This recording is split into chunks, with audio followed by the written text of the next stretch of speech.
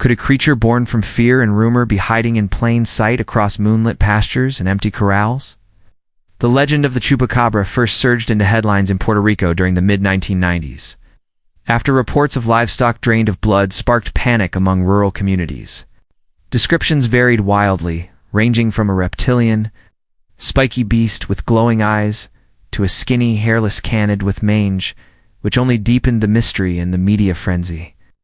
Scientists and veterinarians offered mundane explanations, pointing to predators, bloodless post-mortem bleeding, and diseases like canine distemper that can leave animals appearing drained and mutilated.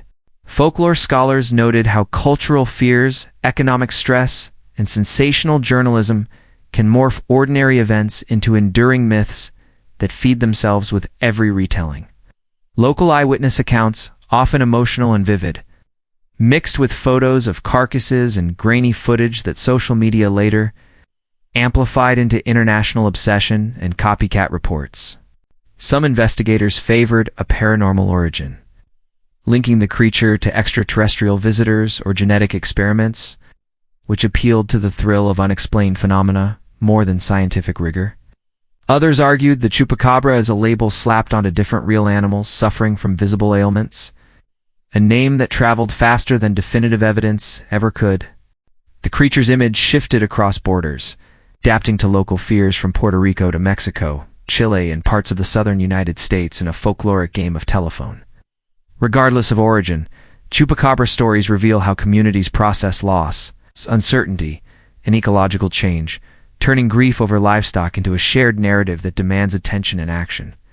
Decades later, the legend endures, taught to new generations as campfire lore, debated on forums, and investigated by cryptozoologists who keep hope alive for an extraordinary discovery.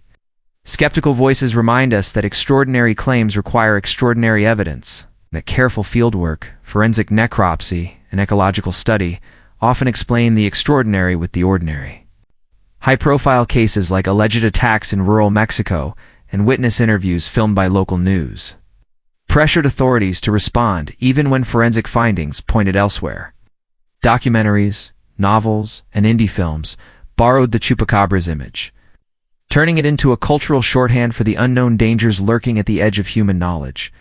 Modern science, meanwhile, teaches a useful lesson about pattern recognition and confirmation bias, showing how communities amplify rare events into dramatic legends without ill intent. Whether beast, disease, or myth, the Chupacabra persists because stories satisfy our hunger for meaning when facts fall short and mysteries remain unresolved. If you enjoyed this short exploration of the Chupacabra's origins, subscribe and like the video to join our hunt for human mysteries and historical enigmas.